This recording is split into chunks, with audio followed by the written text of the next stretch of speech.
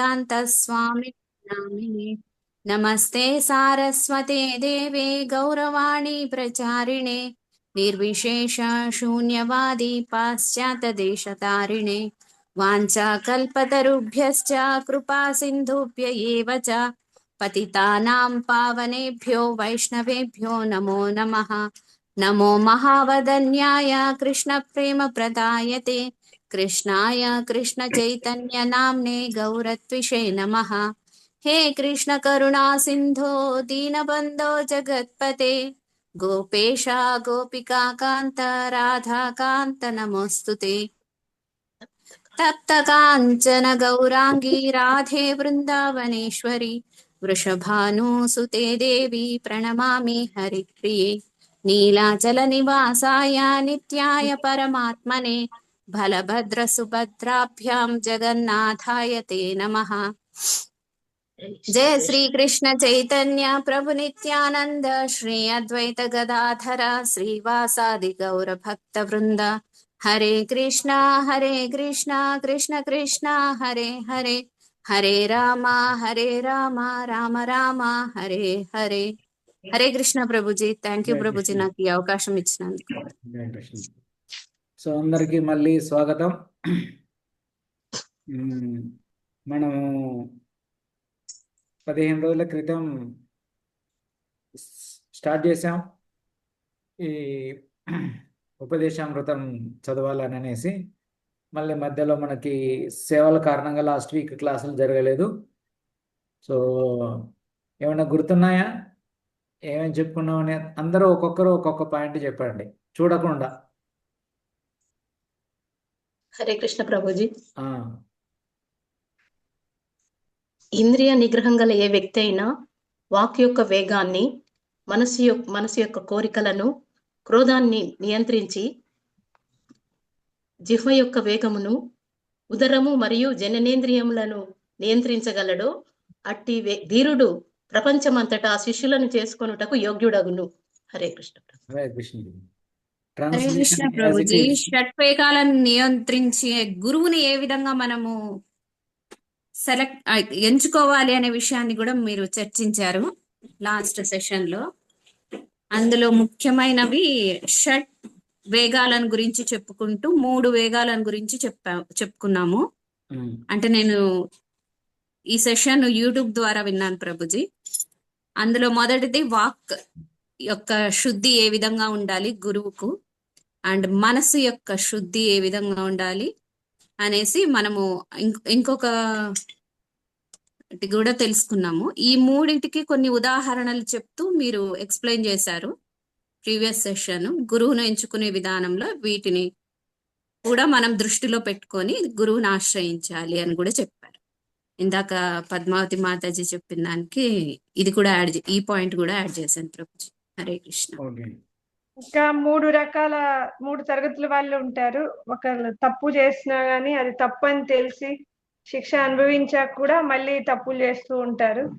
2వ తరగతి వాళ్ళు తప్పు చేస్తారు, అది తప్పు తెలుసుకొని సరిదిద్దుకుంటారు.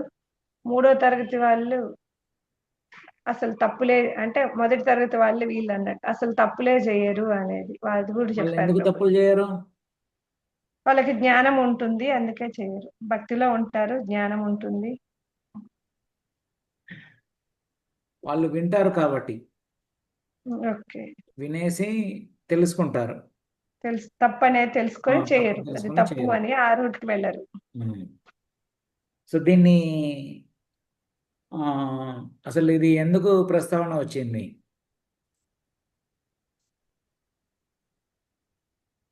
మనము ఇంతకు ముందు సెషన్ లో చదువుకున్నాం కదా ప్రభుజీ, వైదిక భక్తి, సాధనా భక్తి, రాగానుగ భక్తి, అంటే భక్తిలో వివిధ దశల గురించి తెలుసుకున్నాం మనం.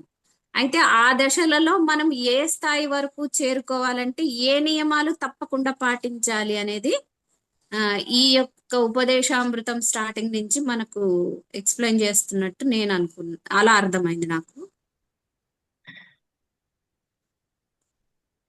ఓకే, మీ పాయింట్ అలా పెడదాం. మిగిలిన వాళ్ళు ఈరోజు Veena Mataji full audio and video 2 silent. రెండు సైలెంట్ అయితే ఆబ్సెంటే. బయట ఉన్నట్టున్నారు. బయట వచ్చినాను ప్రభుజీ. ఇంటికి ఇంకో 10 minutes లో వెళ్ళిపోతాను. సెంటర్కే వెళ్ళి వస్తున్నాను. ఓకే ఓకే ఇంటికి ఇంకో సరే, వెళ్ళిన తర్వాత అయిపోతుంది. కాల్ చేయండి. సో అప్పటి వరకు మీకు బ్రేక్. చెప్పండి, అసలు ఎందుకు ఇది ప్రస్తావన వచ్చింది? ప్రశాంతి మాతాజీ, ప్రమీల మాతాజీ, జయ. అంటే వాళ్ళకి తెలియదు కాబట్టి ప్రామాణికమైన గురువు నిర్దేశంలో వచ్చిన తర్వాత వాళ్ళు జ్ఞానం తెలుసుకోవాలి. లేకపోతే ఏనుగు మట్టిలో బురద స్నానం చేసిన తర్వాత మళ్ళీ వచ్చి మట్టి మొత్తం మీద ఇసుక మొత్తం మీద చల్లుకున్నట్లుగానే ఉంటుంది. ఇంకోటి నాలుకకేమో కప్ప బెక్క బెక్క అని అరిచి మీరు అన్ని అది ఎగ్జాంపుల్ డీటెయిల్స్ చెప్తున్నారు. అసలు ఈ ప్రస్తావన ఎవరు తెచ్చారు, ఎందుకు వచ్చింది?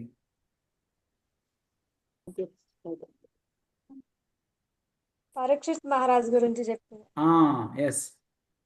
సో పరీక్షిత్ మహారాజు దేని గురించి అడుగుతారు? ప్రాయశ్చిత్తం గురించి. సో ప్రాయశ్చిత్తం ఎందుకు చేసుకోవాలి అని అనేసి, ఇలా తప్పులు చేసి మళ్ళీ దానికి ఏదో ఒకటి చేసేసి చేయడం వల్ల ప్రయోజనం ఏంటి అని అనేసి సుఖదేవ్ మహారాజుని అడిగినప్పుడు ఇవన్నీ చెప్పడం జరిగిందనమాట. సో కప్పలు బెక్క బెక్క అని అనేది అది వేరే దానికి ఉదాహరణ, ఉపమానం. దేనికి ఉపమానం అది? వాక్ వాక్కు ప్రభుజీ. వాక్కుకు ఉపమానం అన్నమాట. సో కృష్ణ చైతన్యం కాకుండా మిగిలినది ఏది మాట్లాడినా కానీ అది దేనికి దారితీస్తుంది? మన ప్రాణానికి దారి తీస్తుంది అనమాట. మనం చనిపోవడానికే మనం మాట్లాడుతున్నట్లు అనమాట. సో కాబట్టి ఏంటి వేరే టీవీ సీరియళ్ళు కానీ లేకుంటే ఇప్పుడు ఏం నడుస్తున్నాయో చర్చ, నలుగురు కలిస్తే ఏం మాట్లాడతారు ఇప్పుడు? మేము చిన్నగా ఉన్నప్పుడు అయితే టీవీ సీరియళ్ళు, అబ్బాయిలు అయితే క్రికెట్, సినిమాలు. ఇప్పుడు ప్రస్తుతం ట్రెండ్ ఏంటిదో. బిగ్ బాస్ అయిపోయినట్టుంది ప్రభుజీ రీసెంట్ గా. మళ్ళీ కొత్తది ఏమన్నా స్టార్ట్ అయిందేమో తెలీదు. Big boss. సో ఇట్లాంటివి ఏవో చేస్తున్నామంటే మనం దేన్ని ఆహ్వానిస్తున్నట్టు? మరణాన్ని ఆహ్వానిస్తున్నట్లు. కాలాన్ని వృధా చేసుకొని మరణం వైపుకు మనము వెళ్తున్నట్టు. ఎస్. ఆ తర్వాత మళ్ళీ ఏం చెప్పుకున్నాం? ఇంకా వేరే విషయాల గురించి ఇంకేం చర్చించాం? తర్వాత అదే ఎలా మరి మన వాక్కుని ఎలా నియంత్రించుకోవాలని చెప్పారు? ఏం చేస్తే మన వాక్కు నియంత్రించబడుతుందని చెప్పారు? కృష్ణ నామాన్ని, కృష్ణ ప్రసాదాన్ని, కృష్ణ లీలలను, రూపాన్ని, గుణాలని, వాటిని స్తుతించడం, కృష్ణ కథా శ్రవణం చేసుకోవడం. దాని ద్వారా మన నాలుక అనేది నియంత్రించబడుతుంది అన్నమాట. ఓకే. ఆ తర్వాత వాక్కు అయిపోయింది. మనస్సుని ఎలా నియంత్రించాలని చెప్పారు? అభ్యాసము వైరాగ్యం ద్వారా. ఎస్, అభ్యాసం వైరాగ్యం ద్వారా మన మనసుని నియంత్రించుకోవచ్చు. ఇంకా ఇంకొకటి ఏం చర్చించాం? క్రోధాన్ని నియంత్రించవచ్చు అని కూడా చర్చించాం. సో ఎలా క్రోధాన్ని నియంత్రించవచ్చు? భగవంతుని కానీ లేదా భగవంతుని యొక్క భక్తులను కానీ దూషించే వాళ్ళని మనం వాళ్ళ మీద క్రోధము చూపించవచ్చు. హనుమంతుడు లంకా అట్లా మన కోపాన్ని కోపం వల్ల మహాభారత యుద్ధం జరగడం, అలాంటి కోపాలు. జగాయి మాగాయి మీద కూడా శ్రీ చైతన్య మహాప్రభువుల వారు ఈ 3 ఎగ్జాంపుల్స్ మనకి అన్నమాట. కోపాన్ని ఎలా నియంత్రించుకోవాలి అనే విషయంలో, లేదా ఆ కోపాన్ని ఎలా వాడాలి అని అనేసి. సో వచ్చిన కోపాన్ని ఎలా వాడాలి అని అనేసి. భగవంతుణ్ణి కానీ అలా భగవంతుని అనేసి భక్తుల్ని కానీ ఎవరైనా దూషిస్తే వాళ్ళ మీద మనం ఆ కోపాన్ని చూపించవచ్చు. చూపించవచ్చు. కానీ మనం ఇప్పుడు కలియుగంలో ఉన్నాం కాబట్టి కలియుగంలో త్రేతాయుగంలో అర్జునుడు లంక కాలబెట్టినట్టు వాళ్ళ ఇంటికి పోయి మంటలు మంటించడం కాదు, నిప్పు పెట్టడం కాకుండా దానికి కూడా చైతన్య మహాప్రభు ఏమని చెప్పారు, నిత్యానంద ప్రభు. సో కేవలం హరే కృష్ణ మహామంత్రం జపం చేయాలి. మహామంత్రం ద్వారా మనం ఇంకా కోపాన్ని నియంత్రించుకోవచ్చు.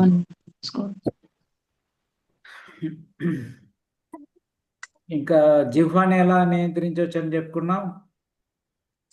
కృష్ణ ప్రసాదాన్ని తీసుకోవటం ద్వారా ఇతని ప్రసాదాలని మనం తీసుకోవటం ద్వారా మనం జీవాన్ని నియంత్రించుకోవచ్చు. నామాన్ని మిగతా పలకటం, ఓకే.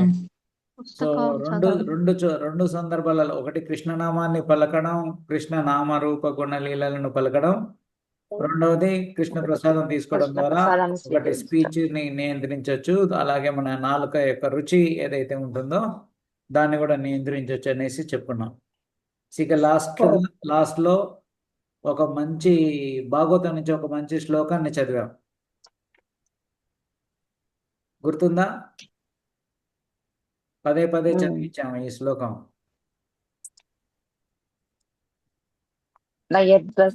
ప్రదం హరే క్లిశ్యో, అదే ప్రభుజీ.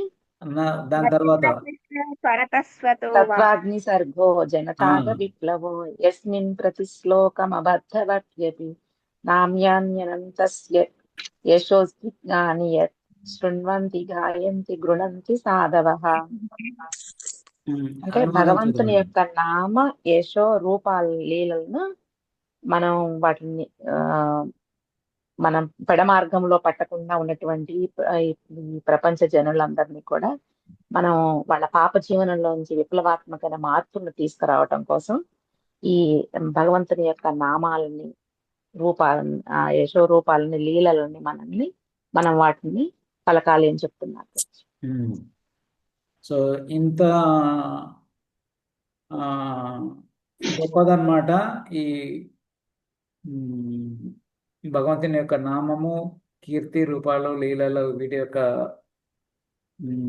ఇవి ఎలాంటి అంటే వక్ర మార్గంలో పెడద్రోవ పట్టినటువంటి ప్రపంచ నాగరికతలో జీవిస్తున్న మానవుల అపవిత్ర జీవితాలను పవిత్రం చేస్తుంది. అది విప్లవాత్మకమైనటువంటి మార్పులను తీసుకొచ్చి అనేసి చెప్పడం జరిగిందన్నమాట. సో మనం లాస్ట్లో ఇక్కడ చర్చించుకుంటాం, ఇక్కడ వరకు చర్చించామంట. సో నెక్స్ట్ ఎవరు చదువుతారు? హరే కృష్ణ ప్రభు. నేను చదువుతా ప్రభు. చదవండి మాతాజీ. కృష్ణకుమార్ మాతాజీ. ఎక్కడి నుంచి ప్రభు? సారాంశం ఏమిటంటే రెండవ పారాగ్రాఫ్ పేజ్. అదైపోయింది ప్రభుజీ. చంచలమైన మనస్సు యొక్క ఓకే, 13వ పేజీ. మనస్సు యొక్క అలజడులను 2 విధాలుగా విభజించవచ్చును.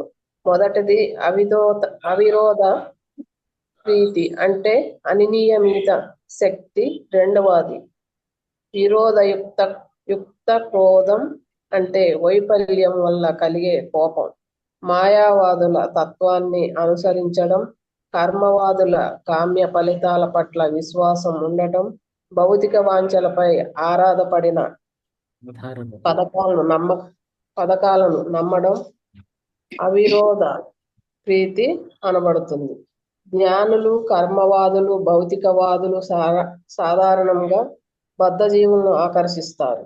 కానీ భౌతికవాదులు తమ కోరికలకు ఫలించినప్పుడు, తమ పథకాలు నిష్ఫలం అయినప్పుడు కోపం పొందుతారు. ప్రాపంచిక వాంఛలను విఫలమైనప్పుడు వారికి కోపము కలుగుతుంది.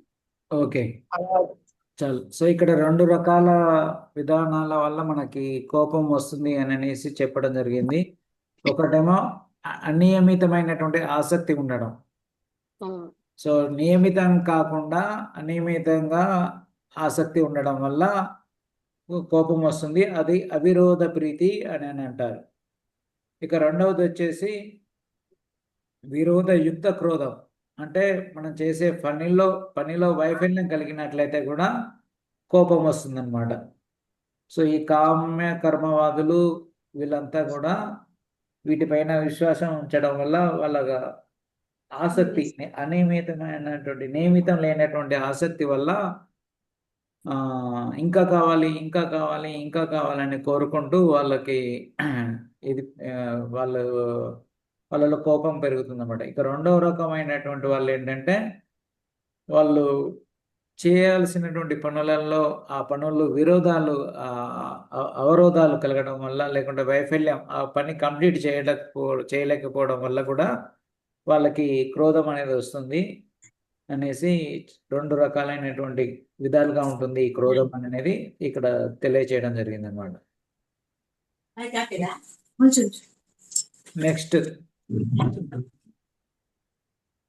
Next paragraph. అలాగే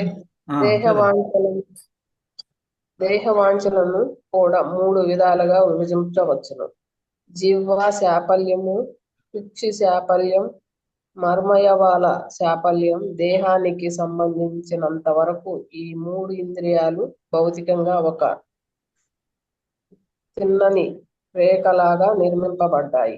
దేహవాంఛలు జిహ్వతో ప్రారంభం అవుతుంది కనుక ఎవరైనా జిహ్వ శాపల్యాన్ని ప్రసాదం పూజించడానికి మాత్రమే పరిమితం చేయగలిగితే, కుక్షి వాంఛలు, మర్మయవాల వాంఛలు వాటంతట అవే నిగ్రహింపబడతాయి. ఈ సందర్భంలో పూజ్యులైన భక్తి వినోద ఠాకూర్ గారు ఇలా చెప్తున్నారు: శరీర అవిద్య జాల్, జడేంద్రియ తాహే కాల్, जिव्वे पेले विषय सागरे, तारा मध्य जिह्वा आति, लोपा माय सुदूर मत, ताके जैता कठिन संसारे, कृष्णा बड़ा दया माय, कोरी बारे जिह्वा जाय, स्वप्रसाद अन्ना दीला बाय, से अन्ना मृता कावो, राधा कृष्ण गुण गावो, प्रेम दाको चैतन्य निताय. ఓ ప్రభు, ఈ శరీరం ఒక అజ్ఞానపు ముద్ద, ఇంద్రియాలు మరణానికి తీసుకొని పోయే జల మార్గము. ఏదో విధంగా మనము ఈ భౌతిక ఇంద్రియ భోగ సముద్రములో పడిపోయాము. ఈ ఇంద్రియాలన్నింటిలో జిహ్వేంద్రియ చాలా లోలూపం, సంచలము, దుర్నిగ్రహము, నిగ్రహింపబడు శాక్యము కానిది అయ్యింది. ఈ ప్రపంచంలో జిహ్వను జయించడం చాలా కష్టం. కానీ ఓ ప్రియమైన కృష్ణ, నీవు మా ఎడ చాలా దయగలవాడు. జిహ్వను జయించడంలో తోడ్పడటానికి విని మంచి ప్రసాదాన్ని పంపించావు. అందుకే సంపూర్ణ తృప్తి కలిగే వరకు ఈ ప్రసాదాన్ని గ్రహింపనిచ్చి ప్రభువులైన రాధాకృష్ణుల వైభవాన్ని కీర్తించ నీవు అలాగే చైతన్య మహాప్రభు సాయాన్ని, నిత్యానంద ప్రభు సాయాన్ని ప్రేమతో కోరనివ్వు. 6 విధాలైన సో ఇక్కడ ఇంకొక విషయాన్ని ఏం చెప్తున్నారంటే, మనకి ఉన్నటువంటి ఈ కోరికలన్నీ లేదా ఈ నిగ్రహించుకోవాల్సిందాన్ని కూడా 3 రకాలుగా విభజించారు. దేహవాంఛలన్నిటిని కూడా 3టిగా విభజించడం జరిగింది. 1 నాలుక, 2 కుక్షి అంటే ఉదరము, 3వది జననేంద్రియాలు అన్నమాట, మర్మావయవాలు. సో ఇవన్నీ కూడా మన శరీరంలో చూసినట్లయితే ఒకటే లైన్లో ఉంటాయన్నమాట. పైనుంచి తల నుంచి నాలుక నుంచి చూసినట్లయితే ఇవన్నీ ఒకటే స్ట్రైట్ లైన్లో ఉంటాయి, పైనుంచి కింది వరకు. నాలుకది కుక్షిది ఒకటే కదా ప్రభుజీ? నాలుగు తినాలనుకుంటే అది పొట్టకే కదా వెళ్ళేది? పొట్టకే వెళ్ళేది. సో అది డివైడ్ గా 2గా ఒకటి కాదా? సో టేస్ట్ కోరుకునేది నాలుక, కాకపోతే వెళ్ళేది ఆకలి పొట్టే. ఉదరానికి వచ్చి ఆకలి వేస్తుంది కదా, ఆకలికి తట్టుకోగలగాలి కదా, తట్టుకోలేక మనం కనపడింది తినేస్తాము. ఓకే. ఆకలి, ఉదరానికి ఆకలి. సో అయితే ఎప్పుడైతే ఈ నాలుకని కంట్రోల్ చేయగలమో అప్పుడు మిగిలినవన్నీ కూడా కంట్రోల్ అయిపోతాయి అన్నమాట. సో అందుకనేసి ఫస్ట్ అండ్ ఫార్మోస్ట్ అంటే మొట్టమొదటిగా మనం చేయాల్సిందల్లా, మనం తెలుసుకోవాల్సిందల్లా ఏంటంటే ఈ నాలుకని నియంత్రించగలగాలి. లేదా నియంత్రించడం కంటే కృష్ణుని యొక్క సేవలో ఉపయోగించాలి. అది మాట్లాడడానికైనా, ఓన్లీ కేవలం కృష్ణ ప్రసాదం తినడానికైనా కానీ ఈ రెండింటికే వాడాలి. సో అలా కాకుండా మనం వేరే ప్రసాదాలు పెట్టకుండా ఇంతకుముందు చదివాం కదా, స్వీట్ షాప్స్లలో అంటే బయట హోటల్స్లలో ఎక్కడ తిన్నా కానీ అది ఇంకా కోరుకుంటా ఉంటుందన్నమాట. సో ఎలా అంటే బగబగ మండే మంటలో మనం కొంచెం నెయ్యి వేసామనుకోండి, ఏమవుతుంది? ఇంకా ఎక్కువ మండుతుంది. ఇంకా ఎక్కువ మండుతుంది. సో అలాగే ప్రజ్వలం. ఈరోజు ఒక హోటల్లో తిన్నామనుకోండి, మళ్ళీ రేపు ఏమనిపిస్తుంది? ఇంకో హోటల్లో ఇంకో హోటల్లో ఇంకా మంచి తినాలనిపిస్తుంది, హోటల్లో. ఇంకొక ఐటెం తినాలనిపిస్తుంది. సో ఇలా ఒక్కొక్క రుచి అనేది అక్కడ ఏం బాగుందో ఇక్కడ ఏం బాగుందో అని అనిపిస్తుంది. సో అలా ఆ కోరిక అనేది ఇంకా పెరుగుతూ ఉంటుందంట. ఆ వాంఛ, భౌతిక వాంఛ అనేది పెరుగుతుంది. కానీ ఎప్పుడైతే మనం కృష్ణ చైతన్యంలో కేవలం ప్రసాదమై తినడం తీసుకోవడం చేసినట్లయితే అప్పుడు ఇదంతా కూడా నియంత్రించబడుతుంది. లేదంటే భగవంతుని యొక్క సేవలో ఎంగేజ్ సేవలో ఉపయోగించినట్లుగా అవుతుంది అని అనేసి ఇక్కడ చెప్తున్నారు. సో దానికి శ్రీల భక్తివినోద్ ఠాకూర్ ఒక మంచి శ్లోకాన్ని చెప్పడం జరిగిందనమాట. సో ఏంటి అదే మనం ప్రతిరోజు ప్రసాదం తీసుకునే ముందు చదువుతారా మీరందరూ? వచ్చా మీకు ఈ శ్లోకం? రాజ్ ప్రభుజీ సండేనే ప్రభుజీ, నేను ఆడే చదివేదంతే. ఇస్కాన్ సెంటర్ లో చదివే రోజు చదవండి. మిగతా రోజు మేము ఏం చదవకుండా తింటాం.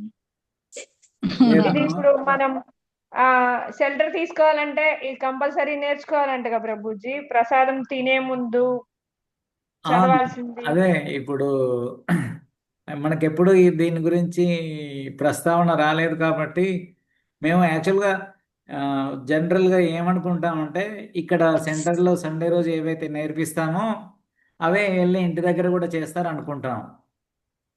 కొన్ని చేస్తున్నారు కానీ అది చేయట్లేదు ప్రభు. నేను నిన్న ఒక మాతాజీ అన్నారు అది నేర్చుకోవాలి అని ఉదయం క్లాస్ లో. ప్రతిసారి మనం తినేటప్పుడు మార్నింగ్ బ్రేక్ఫాస్ట్, మధ్యాహ్నం లంచ్, సాయంత్రం డిన్నర్, సో చేసేటప్పుడు ఎప్పుడైనా కానీ ఈ మంత్రం చెప్పి ఎట్లాగో నైవేద్యం పెడుతున్నారు కదా అందరూ. పెడుతున్నాం ప్రభు. పెట్టకుండా అయితే ఏం తినట్లేదు. పెట్టినప్పుడు చదివే చదువుతున్నాము, కానీ తినేటప్పుడు చదివే మాత్రం చదవట్లేదు. అందరికి వచ్చా నైవేద్యం పెట్టాల్సినప్పుడు చెప్పాల్సిన మంత్రాలు? గురు మంత్రాలు 4.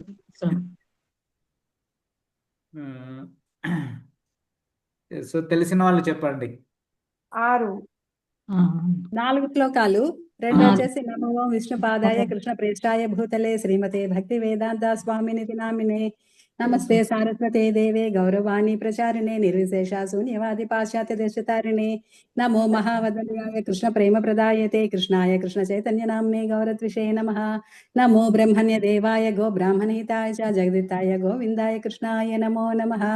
ఇలా 3 సెట్స్. గోబ్రహ్మణాయ జగదిత కృష్ణాయ గోవిందాయ గోవిందాయ నమో నమః. జై శ్రీ కృష్ణ చైతన్య ప్రభు నిత్యానంద్ ఇది కూడా చదవాలంట కదా ప్రభుజీ? హరే కృష్ణ అది కూడా చదవాలి. సో 3 సార్లు ప్రభుజీ. 4 శ్లోకాలు 3 సార్లు చదవాలి. 6 శ్లోకాలు మాతాజీ. జై శ్రీ కృష్ణ చైతన్య ప్రభు నిత్యానంద శ్రీ అద్వైత గదాధర శ్రీవాసాది గౌర భక్త బృంద హరే కృష్ణ హరే కృష్ణ కృష్ణ కృష్ణ హరే హరే హరే రామ్ రామ్ రామ్ హరే. ఈ 6 అట్లా 3 టైమ్స్ చదవాలి. ఇది తెలుసు. సో ఈ శ్లోకాల లిస్ట్ గ్రూప్ లో పెట్టండి. ఓకే, మిగిలిన వాళ్ళందరూ కూడా నేర్చుకోవాలి ఎవరెవరికి రావట్లేదో.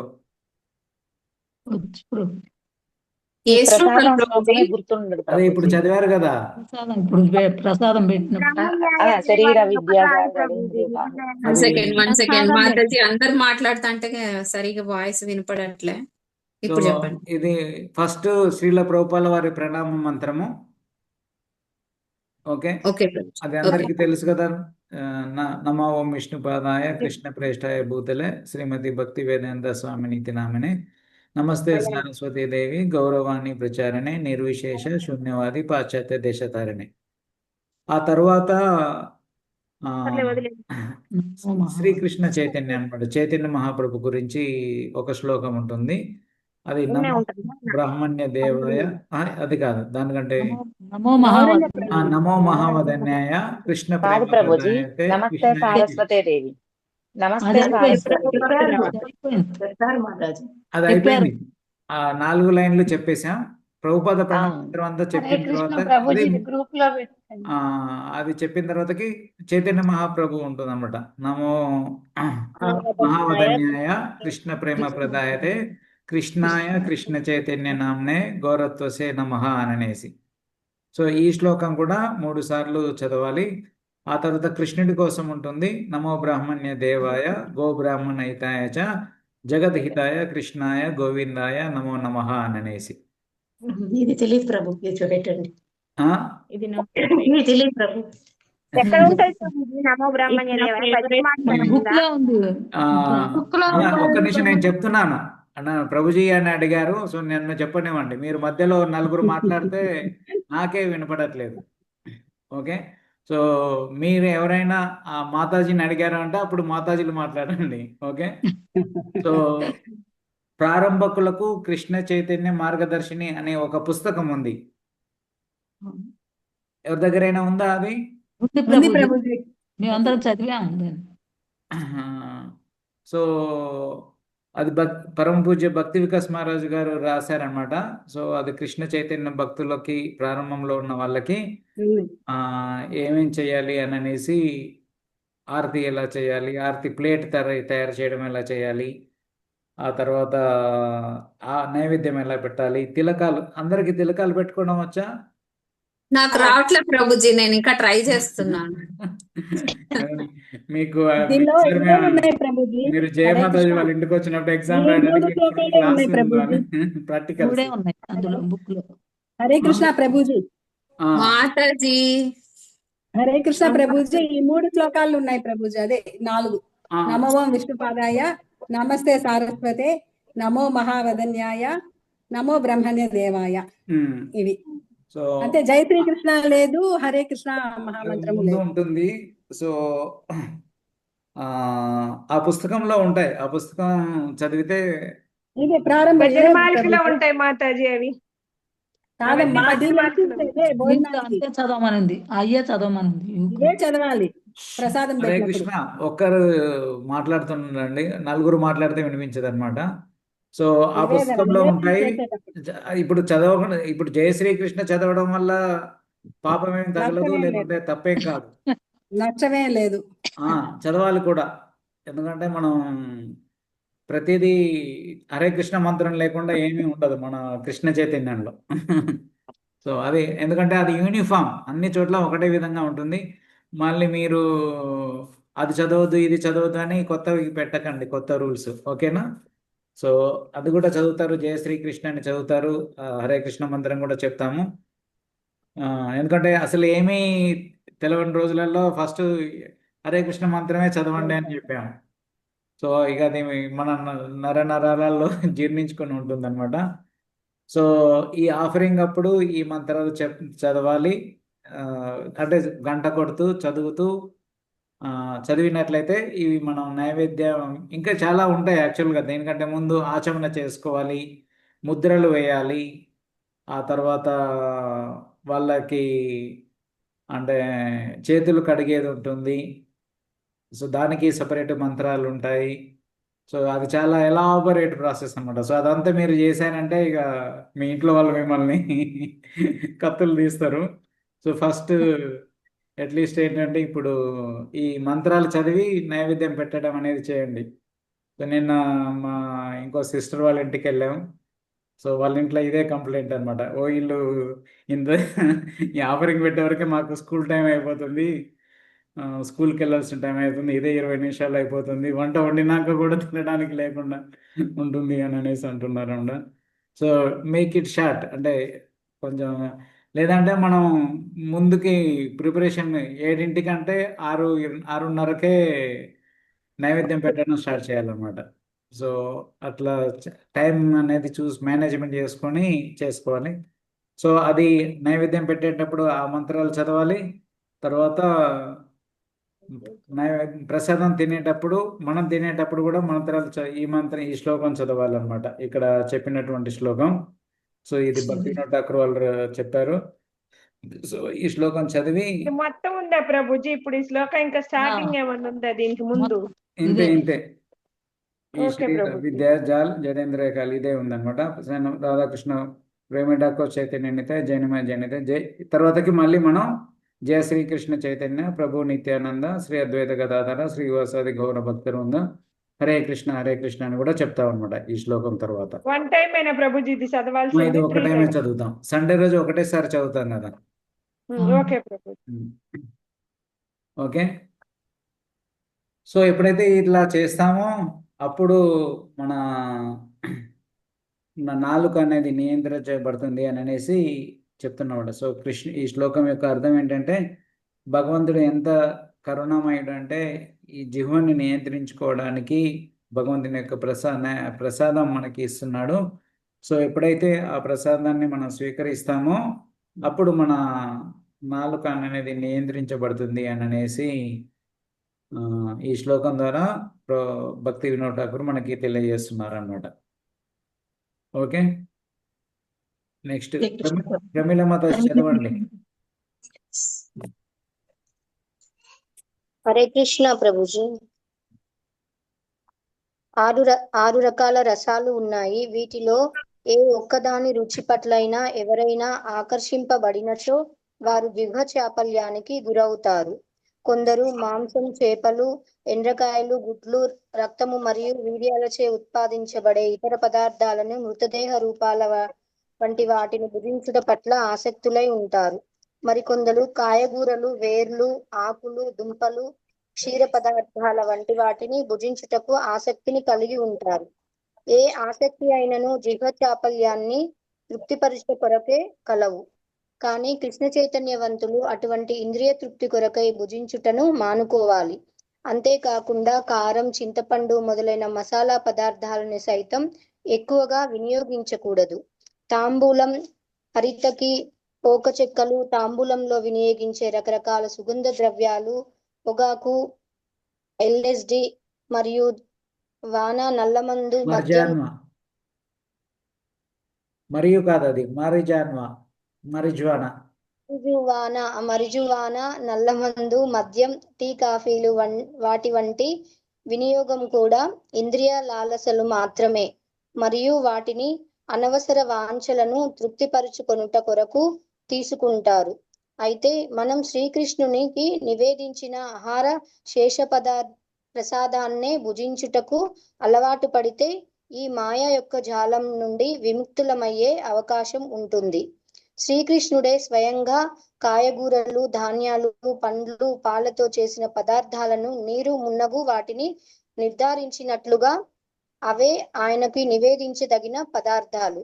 ఏమైనను ఎవరైనను రుచిగా ఉంది కదా అని ప్రసాదాన్ని ఎక్కువగా భుజిస్తే జిహ్వ చాపల్యాన్ని తృప్తిపరిచిన వారే అవుతారు. ప్రసాదాన్ని స్వీకరించేటప్పుడు బాగా రుచిగా ఉండే పదార్థాలను విడిచిపెట్టాలని శ్రీ చైతన్య మహాప్రభువు మనకు బోధించారు. మనం మంచి రుచికరమైన పదార్థాలను భుజించాలనే ఉద్దేశంతో భగవంతునికి మంచి రుచితో కూడిన పదార్థాలను నివేదించినను మనం జిహ్వ చాపల్యాన్ని తృప్తిపరచుకొనుటకు ప్రయత్నించిన వారమవుతాము. రుచిగల పదార్థాలను భుజింపవచ్చునని ధనికులు ఇచ్చే విందు ఆహ్వానాలని అంగీకరిస్తే మనం కూడా జిహ్వ చాపల్యం కొరకు ప్రయత్నించిన వారవుతాము. శ్రీ చైతన్య చరితామృతము అంత్యలీల 6.227 ఇలా చెప్పబడింది. హరే కృష్ణ ప్రభు. ఇదొకటి చదవండి. జిహ్వారే లాలసే జై ఇతి ఉతిధాయ్ శిష్ణోధర పరాయణ కృష్ణ నాహి పాయ్. జిహ్వ చాపల్యం కొరకు ఇక్కడికి అక్కడికి పరిగెత్తేవాడు నిత్యం ఉదరము మరియు జననేంద్రియాల వాంఛల పట్ల ఆసక్తి గలవాడు శ్రీకృష్ణుని పొందలేడు. ఓకే, ఇంకా తర్వాత కూడా చదవండి. అదొక్కటి దీనికి ఓకే, లేదు మిగిలినంత కంటిన్యూషన్ ఉంది. సో ఇక్కడ చెప్పేది ఏంటంటే 6 రకాలైనటువంటి రుచులు ఉంటాయి. ఏంటివి అవి 6 రకాలు? ఉగాది పచ్చడిలో వేసుకునేవి ప్రభుజీ. కారం, ఉప్పు, పులుపు, చేదు, వగరు. అవి కాదు, అవి కాదు, అది కాదు. నాన్ వెజ్, అది కాదు. కూరలు, ఆకుకూరలు, అది కూడా కాదు. అవి కూడా కాదు ప్రభుజీ. ఆహా, మీరు ఆరు ఆల్రెడీ ఇది కూడా షడ్రుచులు అంటే చదివారు. అదే కదా. అంటే అరిషడ్ వర్గాల ఆహా, అరిషడ్ వర్గాల రుచులు కదా. షడ్రుచులు అంటారు కదా ప్రభుజీ. రుచులు అంటే ఉప్పు, కారం, పులుపు, అవి తీపి. అవి కాదు, అవి కాదు, అవి కాదు. మరి ఇక్కడ ఇక్కడేమో ఇది 6 చదువు. రసాలు అని చెప్పారు. 6 విధాలైన రసాలు. 6 రకాల రుచులు. భక్షాలు, భోజ్యాలు, చోహ్యము, తాగేవి, లేహ్యము. తినే, yes, తాగేవి, yes, yes, ఇక్కడ మింగేవి, చెప్పారు. నమిలేవి, చప్పరించేవి, అవి అనుకుంటా. పీకేవి, భగవద్గీతలో చెప్పింది. అవి వస్తాయి. భగవద్గీతలో వచ్చాయి. ఏ అధ్యాయంలో నమిలేవి, వస్తాయి? చీకేవి, నాకేవి, పీల్చేవి. చీకేవి, నాకేవి, ఎస్. నమిలేవి. సో ఇవి 6 రకాలైనటువంటి రుచులు అన్నమాట, రసాలు అన్నమాట. సో ఇంకేం చెప్తున్నారంటే ఇక్కడ ఆ, సరే, అవి మిగిలిన నిషేధిత పదార్థాలు తినే వాళ్ళైతే వాళ్ళు కేవలం ఇంద్రియ తృప్తి కొరకే ఉంటున్నారు.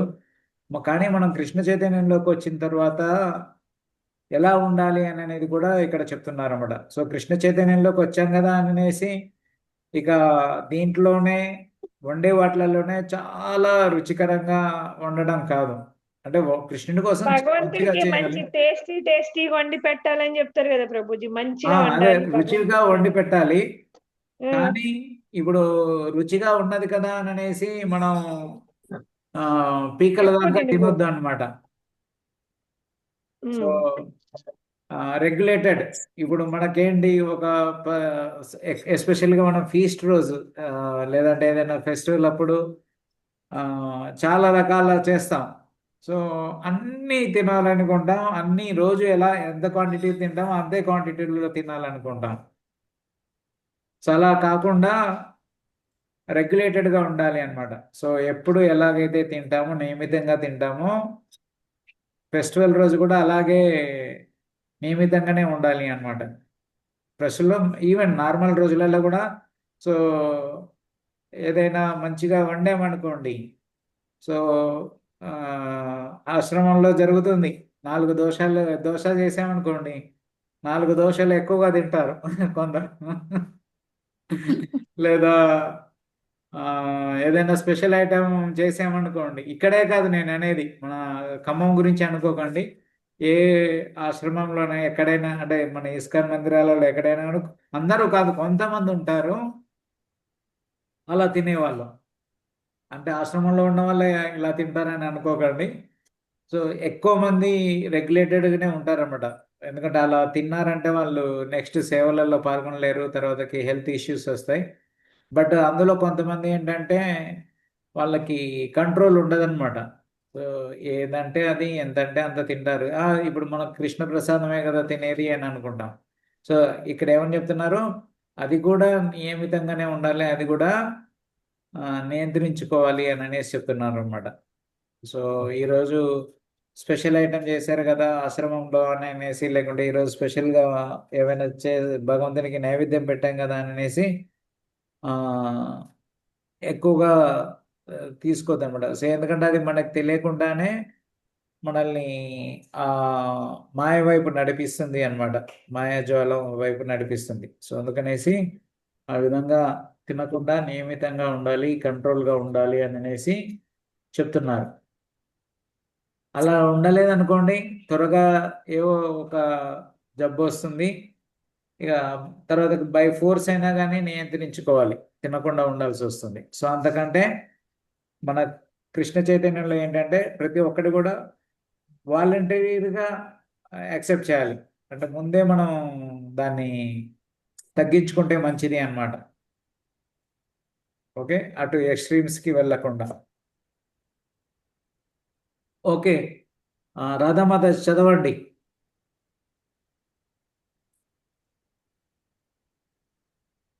హరే కృష్ణ ప్రభుజీ. హరే కృష్ణ. పైన చెప్పబడినట్లు జిహ్వ, ఉదరం, జననేంద్రియాలు ఒకే వరుసలో నిర్మించబడి ఒకే రకానికి చెంది ఉంటాయి. శ్రీ చైతన్య మహాప్రభువు ఇట్లా చెబుతున్నాడు, బాలోన కాయిబే ఆర్ బాలోనా పరిబే. గొప్ప రుచికరమైన పదార్థాలను భుజించవద్దు. ఆడంబరమైన దుస్తుల్ని ధరించవద్దు. శ్రీ చైతన్య చరితామృతము అంత్యలీల 6.236. ఏమైనాను ఈ వివరణ ప్రకారం ఉదర వ్యాధులతో బాధపడేవారు ఉదర వేగాన్ని నియంత్రించలేకపోయారని అర్థం. అవసరమైన దానికంటే అధికంగా తినాలనుకుంటే సహజంగానే మనం జీవితంలో ఎన్నో చిక్కులను కొని తెచ్చుకున్న వారం అవుతాము. ఏది ఏమైనాను మనం ఏకాదశి, జన్మాష్టమి మొదలైన పర్వదినాల్లోనైనా ఉపవాసం చేస్తే ఉదర వాంఛలను నియంత్రించగలుగుతాము. జననేంద్రియాలకు సంబంధించినంత వరకు వేగాలు 2 విధాలుగా ఉంటాయి. ఉచితాలు, అనుచితాలు, లేక చట్టపరమైనవి, చట్ట విరుద్ధమైనవి. పురుషుడు తగినంత వయసు వచ్చిన తర్వాత ఆదేశాలను అనుసరించి వివాహం చేసుకొని జననేంద్రియాల ద్వారా ఉత్తమ శిశువులను పుట్టించాలి. అది న్యాయబద్ధం, ధర్మసమ్మతం. లేనిచో జననేంద్రియాల కోరికలను తృప్తిపరచుటకు అతడు కృత్రిమ మార్గాలను అవలంబించి ఎలాంటి నిగ్రహమును పాటించకపోవచ్చు. శాస్త్ర ప్రకారం అక్రమ సంభోగ జీవితం అనగా ఆలోచన చేతగాని, పథకాల చేతగాని, మాటల చేతగాని, ప్రత్యక్ష సంభోగం చేతగాని లేదా జననేంద్రియాలను కృత్రిమంగా తృప్తిపరచుట కొరకు కొనుట చేతగాని ధర్మ వ్యతిరేకమైన సంభోగముకు పాల్పడువాడు మాయా బంధనాల్లో చిక్కుకున్నట్లే అర్థం.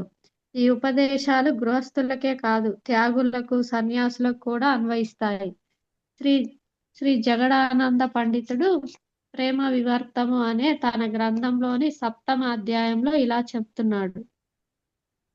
వైరాగి బాయి గ్రామ్య కథానా సునిబే కానే, గ్రామ్య వార్తానా కహిబే జబే మిలిబే ఆనే, స్వప్నేవో నా కర బాయి స్త్రీ సంభాషణ్, గృహే స్త్రీ చాడియా బాయి ఆసియాచ బన్, యది చాహో ప్రణయ రాఖితే గౌరాంగేర్ సనే, చోటా హరిదాసేర్ కదా దాకే ఏన మనే, బాలోనా కాయిబే ఆర్ బాలోనా పరబే, హృదయేతే రాధాకృష్ణ సర్వదా సేవిబే.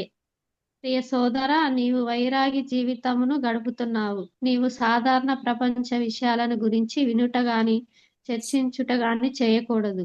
స్వప్నంలో కూడా స్త్రీలను తలుచుకోవద్దు. స్త్రీలతో సంబంధమును నిషేధించే వైరాగి జీవితమును నీవు అంగీకరించావు.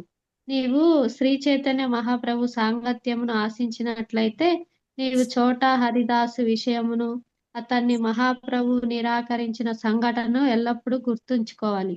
బాగా రుచిగా ఉండే ఆహార పదార్థాలు భుజించవద్దు. ఆడంబరమైన వస్త్రములను ధరించవద్దు. ఎల్లప్పుడూ నమ్రతను కలిగి నీ హృదయాంతరంలో శ్రీ శ్రీ రాధాకృష్ణులను సేవించుము. సారాంశం ఏమనగా ఓకే ఓకే చాలు మళ్ళీ చదువుకుందాం. Okay, Hare so Hare Krishna. ఇక్కడ ఎవరైనా ఉదర వ్యాధులతో బాధపడుతున్నారు అంటే సో వాళ్ళు అంటే ఈ చాలా రకాలైన జబ్బులు ఉంటాయి కదా, గ్యాస్, అల్సర్లు, పేగుపోతలు, అవే కాదు, గ్యాస్ ప్రాబ్లం. ఈవెన్ డయాబెటీస్ కూడా దీని వల్లనే అన్నమాట. ఇవన్నీ జబ్బులు ఉన్నాయంటే మనం అర్థం చేసుకోవాల్సింది ఏంటిది, వాళ్ళకి దేని మీద వాళ్ళు నియంత్రణ లేదని. ఉదర వేగాన్ని నియంత్రించలేదు. జిహ్వా వేగం, ఉదర వేగం. సో ఇవి రెండు చేయలేదన్నమాట. అందువల్ల వాళ్ళకి దానికి సంబంధించినటువంటి అరగకపోవడం తిన్నది. సో ఇవన్నీ ఏంటంటే దీనికి సంబంధించినటువంటి ఎవరైతే నియంత్రించుకోకుండా ఉన్నారో అటువంటివి జబ్బులు వాళ్ళకి వస్తాయన్నమాట. సో ఎందుకంటే ఈ ప్రతి దానికి ఒక కెపాసిటీ ఉంటుంది. సో ఆ కెపాసిటీని మించి దాంట్లో ఇప్పుడు గ్రైండర్ ఉంది, మనం మిక్సీ, రోజు అందరూ చట్నీలు చేస్తారు, లేకుంటే పిండి రుబ్బుతారు కదా. సో దాంట్లో ఎక్కువ పిండి వేసామంటే ఏమవుతుంది, ఆగిపోతుంది, తిరగదు. తిరగదు, లేకుంటే అది రుబ్బదు. అవును. అలాగే మన స్టమక్లో, మన పొట్టల కడుపులో కూడా ఎక్కువ ఫుడ్ వేసామనుకోండి, ఏమవుతుంది అది? అరగదు, ఎందుకంటే దానికి అరిగించలేదు. కావాల్సినటువంటి కెమికల్స్, రసాయన పదార్థాలు కానివ్వండి, వేడి కానీ, జఠరాగ్ని అంటారు కదా.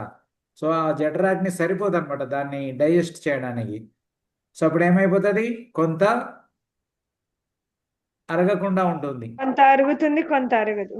సో అరగట్లేదు అంటే మనం వెంటనే వీళ్ళకి ఎవరికైనా అజీర్తి ఉంది అంటే ఏంటి, ఏమన్నా అర్థం చేసుకోవాలి? ఎక్కువ తిన్నారు అని. పీకల వరకు తిన్నారు అనేసి. లేకపోతే తర్వాతకి ఏం చేయాలి? అది అరగట్లేదని ఎక్కడికి పరిగెత్తాలి? మెడికల్ డాక్టర్ షాప్కి. దగ్గరికి, మెడికల్ షాప్ మెడికల్ షాప్కి డాక్టర్. వెళ్ళి టాబ్లెట్లు తెచ్చుకొని మింగాలన్నమాట. సో దానికంటే ముందే జాగ్రత్తగా మనం ఇంతే తినగలము, ఇంతే పెట్టించుకొని ఆ లిమిటెడ్గా ఉన్నామనుకోండి, ఇలాంటివి ఏవి రావన్నమాట. సో ఎందుకు ఇవన్నీ అంటే, మనం భక్తి చేయాలి అంటే కూడా మన హెల్తీగా ఉండాలి. సో మన హెల్తీగా లేవనుకోండి, మనకి ఏదో ఒకటి హెల్త్ ఇష్యూ వస్తుంది. అప్పుడు సెంటర్ హెల్త్ ఇష్యూ కాకుండా తర్వాత హాస్పిటల్కి వెళ్ళాలి ఎక్కువ టైం. తర్వాతకి నీళ్ళు కూడా తాగరు, నీళ్ళు తాగకుండా డీహైడ్రేషన్ అంటారన్నమాట. అంటే తెలుగులో ఏమంటారు, మామూలుగా ఎవ్రీడే ఒక 3 లీటర్ల నుంచి 4 లీటర్ల నీళ్లు తాగాలంటారు. చాలా సరైన నీళ్లు తాగకపోతే ఈ శరీరంలో ఉన్న అవయవాలు కూడా సరిగ్గా పనిచేయవు. సో ప్రతిదానికి, ఇప్పుడు చెట్టు ఉంది, చెట్టుకు నీళ్లు కావలసినన్ని నీళ్లు పోయలేదనుకోండి, ఏమవుతుంది? ఎండిపోతుంది. ఎండిపోతుంది అనమాట. సో అలాగే లోపల ఉన్నటువంటి కిడ్నీలు కానివ్వండి, స్టమక్ కానివ్వండి, లివర్ కానివ్వండి, హార్ట్ కానివ్వండి, లంగ్స్ కానివ్వండి, ఫర్ దట్ మ్యాటర్ బ్రెయిన్ కానివ్వండి, ఏ ఆర్గాన్ అయినా, ఏ దానికైనా కానీ దానికి కావలసినంత నీళ్ళు ఉండాలన్నమాట. అప్పుడే అది సరిగ్గా పనిచేస్తుంది. సో ఆ నీళ్లు లేకుండా ఉంచితే అది సరిగ్గా పనిచేయదన్నమాట. సో దానివల్ల నెక్స్ట్ వేరే వేరే హెల్త్ ఇష్యూస్ వస్తాయి. సో ఇదంతా కూడా మెయిన్ కారణం ఏంటంటే నిగ్రహించుకోకపోవడమే కారణం అన్నమాట. ఆ తర్వాత ఇంకా నెక్స్ట్ మర్మేంద్రియాల అంటే జననేంద్రియాల గురించి చర్చించారు. సో మనసులో ఆలోచించడం కానీ, లేకుంటే ఎక్కువగా సంభాషించడం కానీ, అంటే స్త్రీలు పురుషుల చేత, పురుషులు స్త్రీల చేత అనమాట. సో అది జరగదు. ఒకసారి హరిదాస్ ఠాకూర్ స్టోరీ తెలుసా ఎవరికైనా? నాకు తెలుసు ప్రభుజీ. చెప్పమ్మా. చోట హరిదాసు ఒక భర్త లేని అందమైన స్త్రీ, తనకు ఒక కొడుకే ఉంటాడు. అయితే తను వెళ్ళింది చైతన్య మహాప్రభుకి భోజనానికి ఆహ్వానం మీద మంచి రైస్ తీసుకురావడానికని ఆమె దగ్గరికి వెళ్తారు. మనసులో ఆమెని చూసి అంటే అందంగా ఉంది అని చెప్పి కొంచెం ఆమె గురించి అలా అనుకుంటారు తప్పుగా. ఆ తర్వాత చైతన్య మహాప్రభుకి తెలుస్తుంది కదా, మనం ఏమనుకుంది లోపల అనుకునేది కూడా తెలుస్తుంది కాబట్టి అతన్ని ఇంకా తిరిగి అతని దగ్గరికి రానివ్వరు, క్షమించరు. 1 year వెయిట్ చేస్తారు, దూరంగా ఉండి చైతన్య మహాప్రభుని చూస్తూ ఉంటారు, అయినా కానీ క్షమించరు. అప్పుడు అతను అక్కడ ప్రయాగరాజ్లో సూసైడ్ చేసుకొని చనిపోతారు చోట హరిదాస్. చైతన్య చరితామృతంలో చదువుకున్నాను. సో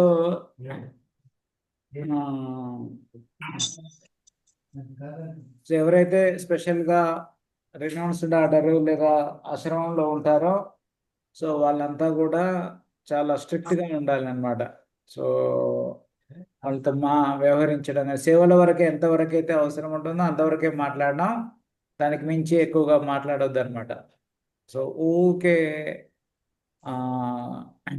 ఎక్కువ బయట విషయాలు చర్చించడం కానీ, బయట ఎటువంటి విషయాలు కూడా మాట్లాడొద్దు అని కూడా చెప్తున్నారు అన్నమాట. సో కేవలం కలవడమే కాదు, మాట్లాడడం కూడా ఉండొద్దు, ప్లస్ అలా దూరంగా ఉండాలి. అండ్ స్పెషల్గా చైతన్య మహాప్రభు ఎంత స్ట్రిక్ట్గా ఉండేవారంటే, 50 దాదాపు 50 మీటర్ల దగ్గరికి కూడా ఎవరిని కూడా ఆయన దగ్గరికి రానిచ్చేవారు కాదనమాట.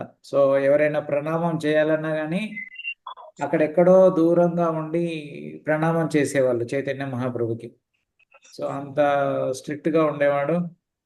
సో ఎవరైతే ఆయనే ఉండడం కాదు, ఆయన సహచరులు కానీ ఆయనకు సేవలు చేసేవాళ్ళు కానీ ఆయనతో పాటు ఉండే వాళ్ళందరూ కూడా అదే విధంగా ఖచ్చితంగా నియమాలు పాటించాలని సూచించేవాళ్ళు. సో ఎవరైనా చిన్న తప్పిదం చేసినా కానీ వాళ్ళని ఆయన యొక్క అంతరంగిక భక్త సమూహం నుంచి బహిష్కరించేవాళ్ళు అనమాట. అండ్ అయితే పూరిలో ఉన్నప్పుడు ఆయన ప్రతిరోజు కూడా ఒక గృహస్థ ఇంటికి వెళ్ళి భోజనం చేసేవాడు. అయితే ఆయన ఒక కండిషన్ పెట్టేవాడు అనమాట.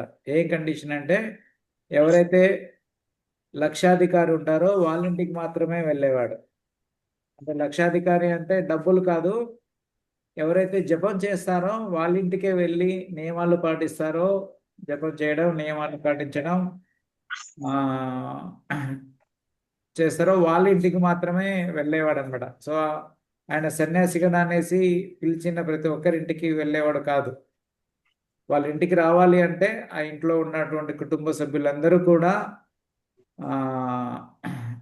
జపం చేయడం, నియమాలు పాటించడం, కృష్ణ భక్తిని చేయడం, ఇలా చేసే వాళ్ళ ఇంటికి మాత్రమే ఆయన వెళ్ళేవాడు అనమాట. సో చైతన్య మహాప్రభుని వాళ్ళ ఇంటికి ఆహ్వానించడం కోసం వాళ్ళ కుటుంబ సభ్యులందరూ కూడా ఆ విధంగా భక్తి కార్యాలలో నియుక్తులై ఉండేవాళ్ళు అనమాట. వాళ్ళు జపం చేయడం, నియమాలు పాటించడం అన్నీ కూడా చేసేవాళ్ళు అనమాట.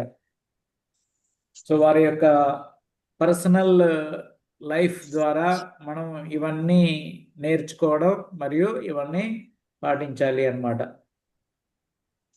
ఓకే. సో కేవలం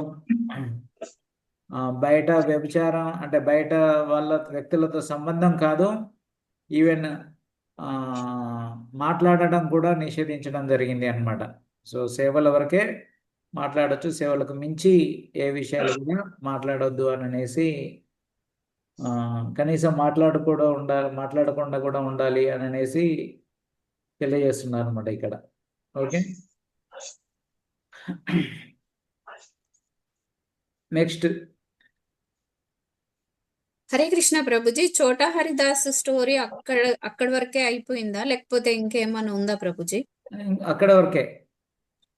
ఓకే. అంటే అతన్ని క్షమించలేదు, చనిపోయాడు, తర్వాత భగవంతుడి దగ్గరికే వెళ్ళాడు అని చెప్పి అంతే. అయితే ఇంకొక సంఘటనలో ఇంకొక హరిదాస్ కూడా ఉంటాడు అనమాట. 2-3 ఉన్నాయి ఈ స్టోరీలు. అంటే 2-3 వ్యక్తులు ఉన్నారన్నమాట. సో ఇంకొక వేరే వాళ్ళు కూడా ఇలాంటిది ఏదో జరిగితే వాళ్ళని కూడా అంతే. ఆయన అంటారు, నీకు కొన్ని వేల జన్మల తర్వాత మళ్ళీ నాకు దర్శనం ఇస్తాను, నా యొక్క దర్శనం నీకు కలుగుతుంది అని అనేసి ఆయనకు చెప్పడం జరుగుతుంది అనమాట. సో ఇలా 2-3 ఉన్నారు. అంటే అందరూ అలా చేశారని కాదు, బట్ సేమ్ హరిదాస్ ఠాకూర్ పేరుతోటే ఇలా 2 సంఘటనలు ఉంటాయి. మరి మనం భగవద్గీత ప్రకారము ఎవరైతే గురువు యొక్క ఆజ్ఞలను ధిక్కరించి పతనం చెందుతారో అతనికి భగవంతుడి కృప కూడా దొరకదు అనేసి అంటారు కదా ప్రభుజీ. మరి హరిదాస్ ఠాగూర్ ఆత్మహత్య చేసుకోవడం ఒక ఇది అయితే, మళ్ళీ ఆత్మహత్య చేసుకున్న తర్వాత కూడా భగవద్ధామానికి వెళ్ళారు అనడం నాకు అర్థం కాలేదు. అక్కడ అంటే ఒకటి ఆ ఇన్సిడెంట్ ఉంది కదా. సో ఆ ఇన్సిడెంట్లో వాళ్ళ లీల ఆ విధంగా సమాప్తం అవుతుంది అనమాట. సో అక్కడ ఒకటి మనకి టీచింగ్, ఒక ఇన్స్ట్రక్షన్ ఇస్తున్నారు. ఈ ప్రభు హరిదాస్ ఠాకూర్ వారి యొక్క జీవితం ద్వారా మనకి ఇచ్చినటువంటి ఇన్స్ట్రక్షన్ ఏంటంటే, ఇట్లా వేరే అంటే స్త్రీలతోటి ఖచ్చితంగా ఉండాలి, సంబంధాన్ని మాత్రమే ఉండాలి అనేటువంటి ఆదేశాన్ని మనకి చెప్పడం కోసం వాళ్ళు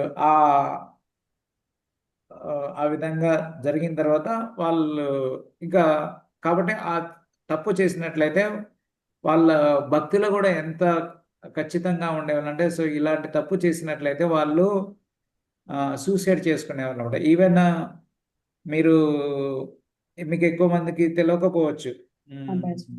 పేషెంట్ ప్రభుపాదుల వారి సమయంలో కూడా ఆ, ఒక మహారాజు ఉంటారన్నమాట. ప్రభుపాదకి ఆయన కీర్తనలు అంటే చాలా ఇష్టం. పిలిచి మరీ ఆయన చేత పాటించేవారు అనమాట. నాకు ఇప్పుడు పేరు గుర్తు కావట్లేదు సడన్ గా. తమాల కృష్ణ మహారాజు వాళ్ళ ఫ్రెండ్ అన్నమాట. తమాల కృష్ణ మహారాజు అని ప్రభుపాదకి రైట్ హ్యాండ్ లాంటి వాడు. సో ప్రభుపాద ఏది చెప్పితే అది చేసేవాళ్ళు అనమాట తమాల కృష్ణ మహారాజు. ఆయన మొదటి నుంచి ఉన్నారు. దాదాపు ఫస్ట్ ఇనిషియేషన్ అప్పుడు లేరు, కానీ ఇస్కాన్ ఒక 2-3 months తర్వాత నుంచి తమల కృష్ణ మహారాజు ఉన్నారు అనమాట. ఏదో పేరు ఉంది ఆ మహారాజు పేరు. ఆ మహారాజు ఒకసారి ఇండియాలోనే జరిగింది అనమాట ఈ సంఘటన. ప్రభుపాద వారు మార్నింగ్ ఐ థింక్ ప్రయాగరాజ్ అంటే ఇప్పుడు ఉన్నది కదా, మొన్న పుష్కరాలు జరిగాయి. సో అక్కడ మార్నింగ్ వాకింగ్కి వెళ్ళడం జరుగుతుందండి. అక్కడో లేకుంటే ఇంకో వేరే ఎక్కడ, నాకు ఎగ్జాక్ట్ లొకేషన్ కూడా గుర్తుకు రావట్లేదు. నేను మేబీ తర్వాత రిఫర్ చేసి చెప్తాను. సో వీళ్ళందరూ మార్నింగ్ ప్రభుపాద వెంట వెళ్ళి చాలా ప్రశ్నలు వేసేవారు అనమాట.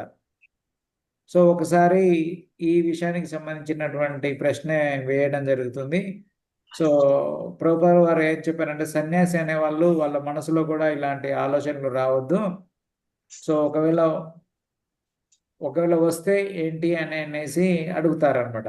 అడిగితే they have to commit suicide అని అంటారు. అంటే వాళ్ళు ప్రాణత్యాగం చేయాలి అని అనేసి అంటారు.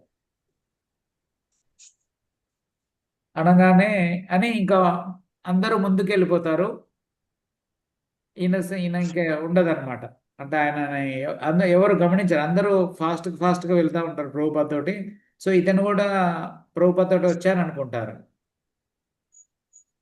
కానీ ఆశ్రమం వెళ్ళిన తర్వాత చూస్తే ఆయన కనిపించారు అనమాట. సో ఆ తర్వాతకి ఇంకా తర్వాత ఆయన ఏమయ్యారో ఎవ్వరికి తెలియదు. ఎక్కడ కనిపించారు, ఎక్కడ ఆయన గురించి ఏమీ తెలియదు అనమాట, ఆ మహారాజు గురించి. సో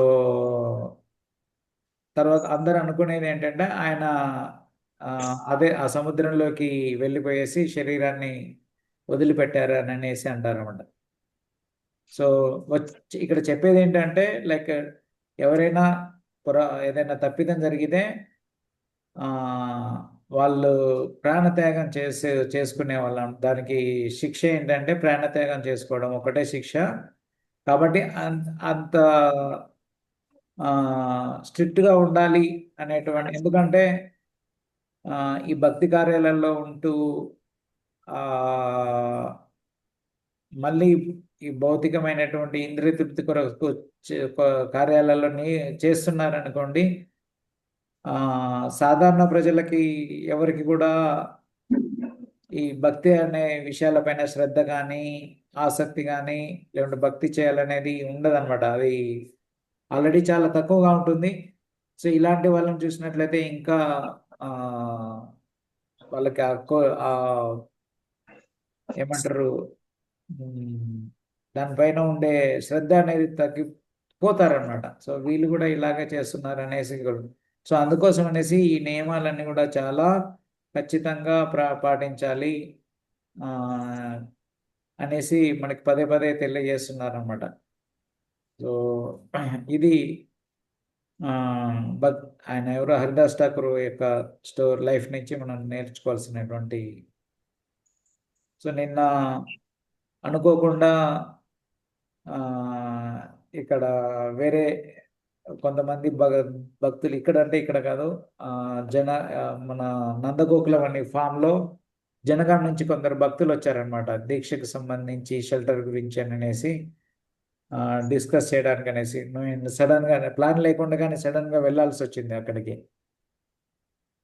సో వాళ్ళకి చెప్తా ఉన్నాం, అక్కడ వాళ్ళు కొంతమంది ప్రశ్నలు వేశారు, ఆ ప్రశ్నలకి సమాధానంగా చెప్తున్నాం.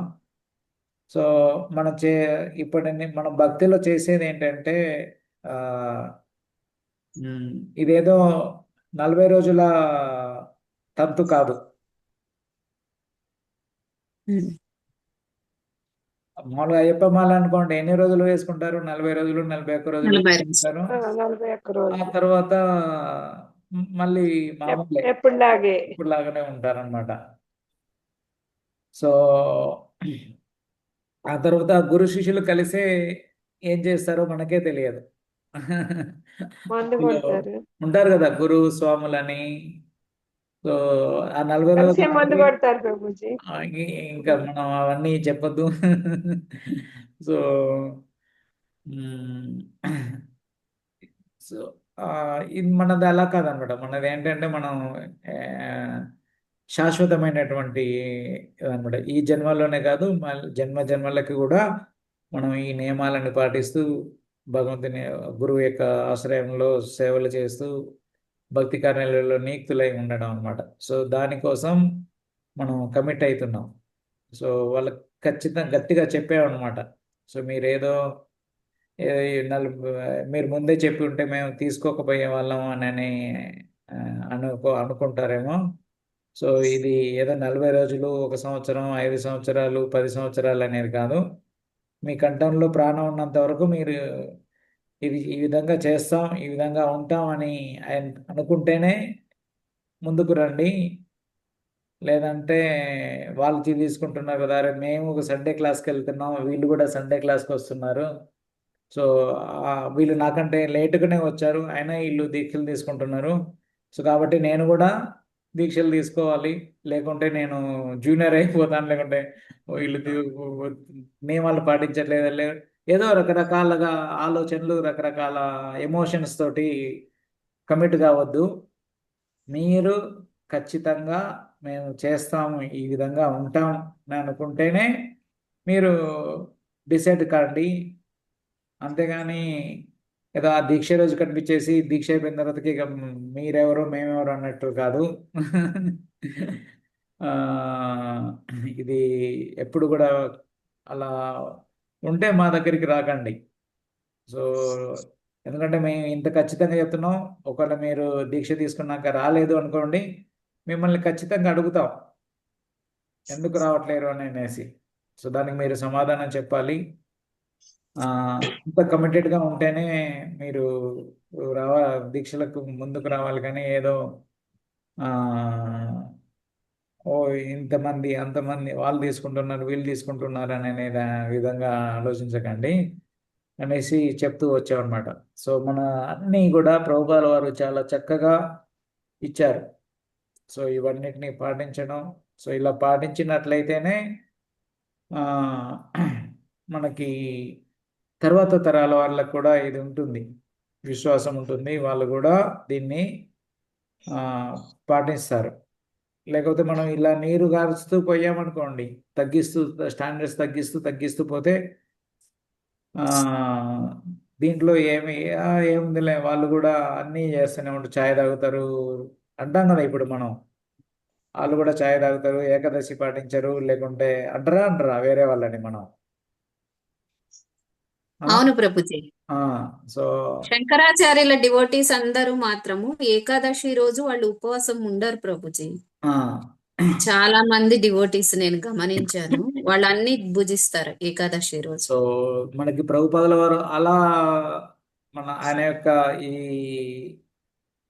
ఈ ఆయన యొక్క ఫాలోవర్స్ ఎవరైతే ఉన్నారో, అంటే వాళ్ళ శిష్యులే కావచ్చు, వాళ్ళ శిష్యుల తర్వాత శిష్యు తరం కావచ్చు, తర్వాత తరాలు కావచ్చు. సో ఆయన ఎవరైతే ఈ విధంగా నియమాలు ఖచ్చితంగా పాటిస్తారో వాళ్ళకే దీక్షలు ఇవ్వండి, అటువంటి వాళ్ళనే మీరు ప్రోత్సహించండి అనేసి చెప్పారన్నమాట. సో మనం నిజంగా ప్రభుపాల వారి ఆదేశాలు పాటించే వాళ్ళమైతే మనం ఆ విధంగానే ఉండాలి. లేకపోతే మనల్ని కూడా అంత తేలిగ్గా తీసేస్తారన్నమాట. సో వాళ్ళు ఎవరో తీసేస్తారని కాదు, మన లక్ష్యం, మనం దేనికోసం వస్తున్నాం, మన అల్టిమేట్ గోల్ ఏంటిది, మనం భగవద్ధామానికి వెళ్ళాలి అనేసి, భగవంతుని సేవలు చేయాలనేసి. సో ఎప్పుడైతే ఆ లక్ష్యం మర్చిపోకుండా ఉంటామో అప్పుడు దానికి కావాల్సినవన్నీ కూడా మనం ఆ, చేస్తాం. ఎలాగైతే మనకు వంట వండుకోవాలనుకోండి, మంచిగా అన్ని గిన్నెలు కడిగి కూరగాయలు కడిగి వండుకుంటామా లేదా? అవును Yes, ప్రభు. ప్రభుజీ. బట్టలు కూడా మన బట్టలు అనుకోండి, ఎట్లా చేస్తాం? మంచిగా ఉతుకుతాం, మంచిగా ఐరన్ చేయించుకుంటాం, మంచిగా పెట్టుకుంటాం. సో మనది ఏదైనా అనుకున్నప్పుడు మనం దాన్ని చాలా జాగ్రత్తగా, చాలా భద్రంగా చూసుకుంటాం. సో ఇది భక్తి కూడా అలాగే మనకు సంబంధించిందే కాబట్టి మనం కూడా అలా జాగ్రత్తగా, భద్రంగా పాటించాలి అన్నమాట. ఓకే, నెక్స్ట్ సారాంశం. భక్తి ఆత్మకు సంబంధించినది కదా ప్రభుజీ, ఆ. మనకు సంబంధించినది కాదు, ఆ, మనం అంటే శరీరానికి ఆత్మకు సంబంధించింది కాదు. సంబంధించింది, ఈ ఆత్మకు భక్తి సంబంధించింది. ఆత్మకు సంబంధించింది. ఈ శరీర ఉపాధులను ఉపయోగించుకొని మనము ఆ భక్తిలో ముందుకెళ్తున్నాం. Yes. Okay. Okay, next Hare Krishna చదవండి ప్రభుజీ. చదవండి. సారాంశం ఏమనగా వాక్కు, మనస్సు, క్రోధం, జిహ్వ, ఉదరం, జననేంద్రియాలనే ఈ ఆరింటిని గలవాడు స్వామి లేక గోస్వామి అని పిలువబడును. స్వామి అంటే యజమాని, గోస్వామి అంటే గో అనే ఇంద్రియాలకు యజమాని. ఎవరైనా సన్యాస జీవితాన్ని స్వీకరించినప్పుడు సహజంగానే వారికి స్వామి అనే బిరుదు లభిస్తుంది. దీని అర్థం అతడు కుటుంబానికో, జాతికో, సమాజానికో యజమాని అని అర్థం కాదు. అతడు తన ఇంద్రియాలకి యజమాని కావాలని అర్థం. ఇంద్రియాలకి యజమాని కాని వాడిని గోస్వామి అని పిలవకూడదు. అతడు గో దాసుడు అంటే ఇంద్రియాలకి దాసుడు. బృందావనంలోని 6 గోస్వాముల అడుగుజాడలను అనుసరించి స్వాములు, గోస్వాములందరూ కూడా ప్రేమతో కూడిన భక్తియుక్త సేవలో సంపూర్ణంగా నెలకొని ఉండాలి. దీనికి వ్యతిరేకంగా గోదాసులు అయిన వారు తమ ఇంద్రియాల సేవలో కానీ భౌతిక ప్రపంచ సేవలో కానీ నెలకొని ఉంటారు. వారికి వేరే పని ఉండదు. ప్రహ్లాదుడు గోదాసుని అంతగా గో అని వర్ణించాడు. అంటే ఇంద్రియాలను నియంత్రించని వాడని అర్థం. అదాంత గో అయిన వాడు కృష్ణ సేవకుడు కాలేడు. శ్రీమద్ భాగవతం 7.5.30లో భక్త ప్రహ్లాద ఇలా చెబుతున్నారు. మతిర్న కృష్ణే పరతః స్వతో వా మితో విపద్యేత గృహవ్రతానాం ఆధాంత గోవి విరిషతాం తమిశ్రం పునశ్చర్విత చర్వానానాం. ఇంద్రియ తృప్తి కొరకే ఈ భౌతిక ప్రపంచంలో జీవితమును కొనసాగించాలని నిశ్చయించుకొనిన వారికి స్వప్రయత్నం చేత కాని, ఇతరుల బోధనల చేత కాని, పరస్పర సమావేశాల చేత కాని కృష్ణ చైతన్యమును పొందే అవకాశం ఉండదు. కల్లాలు లేని ఇంద్రియముల వలన వారు అజ్ఞానాంధకారములోకి లాగబడతారు. ఈ విధంగా చర్విత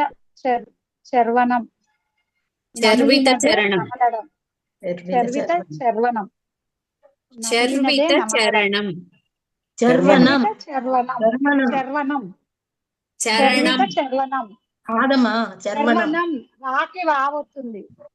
ఓకే, మా దాంట్లో లేదు.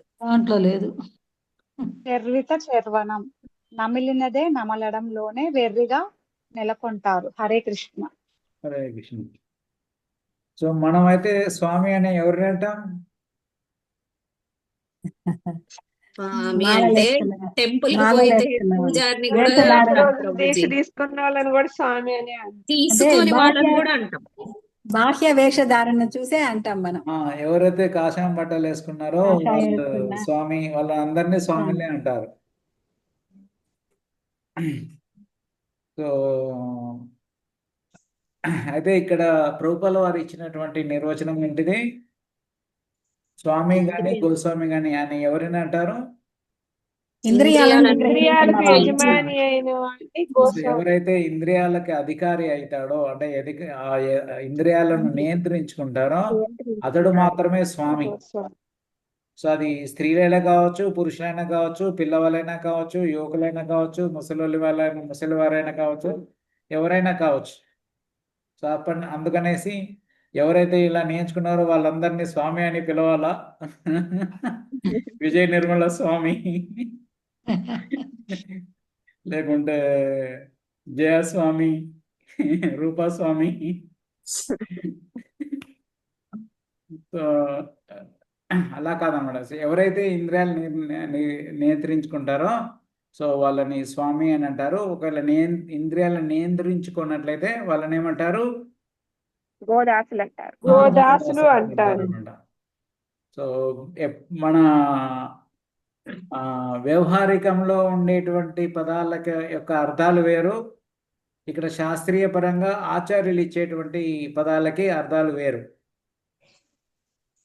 సో మనం లోతుగా తెలుసుకోవాలన్నమాట అసలు ఈ పదానికి అర్థం ఏంటిది అని అనేసి. సో అలాగే ఇక్కడ చెప్తున్నారు, ఎవరైతే ఈ 6 రకాలైనటువంటి క్రోధాలను నియంత్రించుకుంటారో వాళ్ళు మాత్రమే స్వామి, లేదా వాళ్ళు మాత్రమే గోస్వామి అని అనేసి. సో అలా నియంత్రించుకోలేని వాళ్ళందరూ కూడా వాళ్ళు గోదాసులు అని అనేసి చెప్పడం జరిగింది. సో ఇంద్రియాల తృప్తి కోసమే ఈ లౌకిక ప్రపంచంలో జీవితాన్ని కొనసాగాలని నిశ్చయించుకున్న వారికి స్వప్రయత్నం వల్ల కానీ, పరుల ప్రబోధం వల్ల కానీ, పరస్పర సమావేశాల వల్ల కానీ కృష్ణ చైతన్యం కలిగే అవకాశం లేదు. సో యాజ్ లాంగ్ యాజ్ అంటే ఎప్పటి వరకైతే మనం ఇంద్రియ తృప్తి చేస్తూ ఉంటామో అప్పటి వరకు మనకి ఏమంటున్నారు? కృష్ణ చైతన్యం కలిగే అవకాశం లేదట, అంటే కృష్ణ భక్తి కలిగే అవకాశం లేదు. సో ఎప్పుడైతే మనం ఇంద్రియాలను అదుపులో ఉంచుకుంటామో, ఇంద్రియ తృప్తి చేయడం నిలిపివేస్తామో అప్పటి నుంచి మనకి కృష్ణ చైతన్యం అనేది అవగతం అవుతుంది. ఓకే, సో దీన్ని ప్రహ్లాద మహారాజ్ అంటున్నారు, పునశ్చర్విత చర్వణానం అంటే మళ్ళీ నవిలిందే నలవడం. సో ఇంద్రియ తృప్తి చేయడం అనేది ఏంటిదంటే చెరుకు ఏమంటే షుగర్ కేన్ ఉంటుంది కదా, చెరుకు గడ, అది తీసిన తర్వాత పిప్పి వస్తుంది కదా. సో ఆ పిప్పి దాంట్లో ఏమన్నా జ్యూస్ వస్తుందా? రాదు. సో అలాగే అన్నమాట, ఇది మళ్ళీ చేసిందే చేయడం కానీ దాంట్లో ఎలాంటి ఇది ఉండదు, ఇంకా అది తృప్తి అనేది ఉండదు, మళ్ళీ ఇంకా చేయాలి అనేసే కోరుకుంటా ఉంటారు. సో అలా చేస్తే మాత్రం భక్తిలో ఎదగడం కానీ, భక్తిలో ముందుకు వెళ్ళడం కానీ అది కాదు, జరగని పని అని అనేసి ఇక్కడ చెప్తున్నారు అన్నమాట. సో ఇది ఫస్ట్ శ్లోకం ఎక్స్ప్లెనేషన్. ఏమైనా ప్రశ్నలు ఉన్నాయా? విజయ మాతాజీ, ఇందాక మీరు ఏదో క్వశ్చన్ అడగాలనుకున్నారు మధ్యలో. ఏం లేవట ప్రభుజీ. ఒక డౌట్, గోదాసు అంటే ఇప్పుడు దాసులు భగవంతుడికి అని అంటారు కదా, మరి గోదాసుకి ఆ దాసులకి తేడా ఏంటి ప్రభుజీ? ఆ దాసులు ఏంటంటే భగవంతుని యొక్క సేవకులు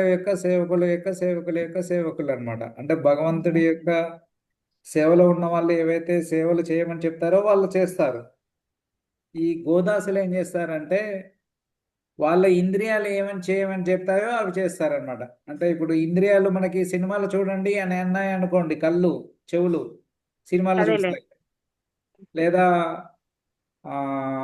ఈ ఫుడ్ తినాలి అని చెప్పాయనుకోండి ఆ ఫుడ్ తింటాయి, లేకుంటే ఇది తాగండి అని చెప్పారనుకోండి అది తాగుతారు.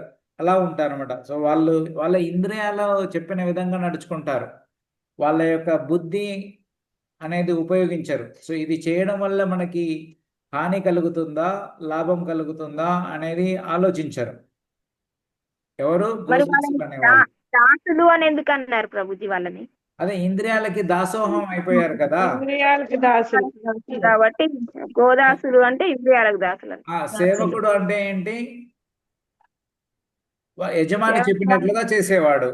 సో ఇక్కడ ఈ యజమాని ఎవరు? ఆత్మ, ఇంద్రియాలు. సో ఇంద్రియాలు ఏది చెప్తే అది చేసేస్తున్నారు అనమాట. అందుకనేసి వాళ్ళ ఇంద్రియాల యొక్క సేవకుడు అని అనేసి చెప్తున్నారు. గోదాసులు. అందరికంటే మనకి ఉన్నారు. హరే కృష్ణ ప్రభుజీ ప్రభుజీ. మనం కూడా భగవంతుడి దాసులం కదా, మనకి భగవంతుడు యజమానినా? ఆ సో మనం కృష్ణుడు ఏది చెప్తే అది చేయాలి. అది మనం కృష్ణ దాసులం అన్నమాట అయితే. అందుకే కదా అందరికి పేర్ల వెనకాల రామలక్ష్మణ దాస్, శ్రీజీవదాస్, విష్ణు స్వామి దాస్, ఇలా పేర్ల వెనకాల దాస్ అని వస్తాయి. అంటే సేవకులము అని అనేసి, వాళ్ళ యొక్క సేవకులము అని అనేసి. హరే కృష్ణ ప్రభుజీ. హరే కృష్ణ ప్రభుజీ.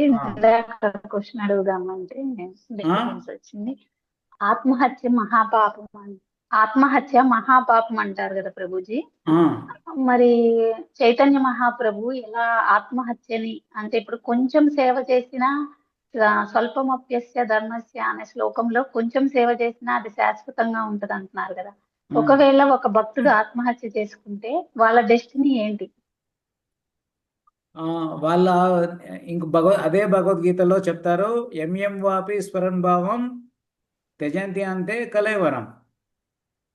సో అక్కడ ఏమని చెప్తున్నారంటే, ఆ మరణించే సమయంలో ఎలాంటి భావంతో మరణించాడో అప్పుడు అతను ఆ భావంలోనే తర్వాత జన్మ పొందుతాడు అని అనేసి.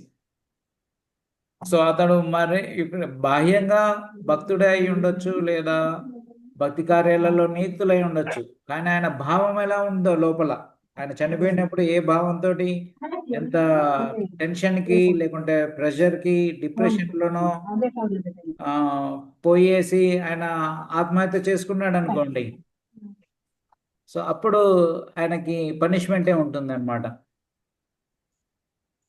సో అది బాహ్యంగా మనకు తెలియదు ఆయన ఎందుకు సూసైడ్ చేసుకున్నాడు, ఆత్మహత్య చేసుకున్నాడు అనేసి. ఆయన భావాన్ని బట్టి ఆయనకు నెక్స్ట్ ఏం జరగాలి అని అనేది యమధర్మరాజు వాళ్ళు నిర్ణయిస్తారు. భావమే ముఖ్యం అంతేనా ప్రభుజీ? ఆత్మహత్య చేసుకున్న వాళ్ళకి కూడా భావమే ముఖ్యం. ఎవరికైనా ఇప్పుడు అసలు ఆత్మహత్య ఎందుకు చేసుకుంటాడండి కృష్ణ భక్తి చేసేవాడు? అసలు అలాంటి ఆలోచనే రాదు. చైతన్య మహాప్రభు సాక్షాత్తుగా భగవంతుడునే చేసుకున్నాడు కదా ప్రభుజీ. భగవంతుడు ఎదురుగా ఉన్న వ్యక్తి ఆత్మహత్య చేసుకున్నాడు. అది ఒక లీల కోసం చైతన్య మహాప్రభు దగ్గర ఉన్న వ్యక్తి చేశారన్నమాట. ఆత్మహత్య చేసుకున్నాడు. అది ఎగ్జాంపుల్ కాదు, ఆత్మహత్యకి ఎగ్జాంపుల్ తీసుకోవద్దు మీరు. ఓకే, అది ఆత్మహత్య చేసుకున్నాడని పాయింట్ అక్కడ తెలుసుకోవడం దానికోసం కాదు, మనకి ముందు ఏం జరిగింది అని అనేది ఇంపార్టెంట్ అన్నమాట. సో అట్లంటే ఇప్పుడు యదు డైనాసిటీ, యదు వంశస్థులంతా కూడా ఒకరినొకరు చంపుకున్నారు. మనస్సు అనేది చంచలమైనది కదా.